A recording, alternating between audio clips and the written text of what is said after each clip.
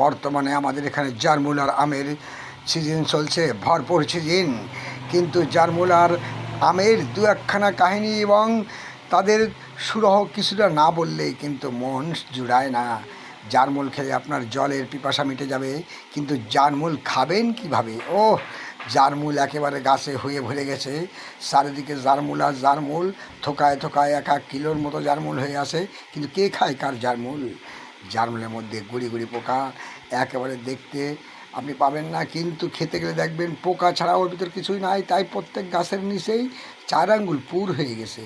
খাওয়ার কায়দা নাই, শুধু দেখেই যেতে হবে, খেতে পারবেন না।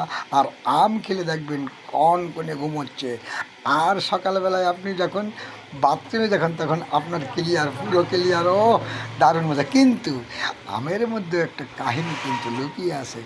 আমের মধ্যেও কিন্তু ওই গুটি গুটি ছোট ছোট সুতোর মতো, একদম আমের আঁশের মতো চিকুন চিকুন এই লুকিয়ে আছে ওই পোকা, যে পোকা আমের মধ্যে আছে আপনি বুঝতেও পারবেন না।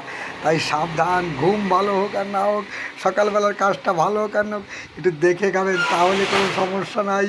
অল্পেতেই বিস্তার।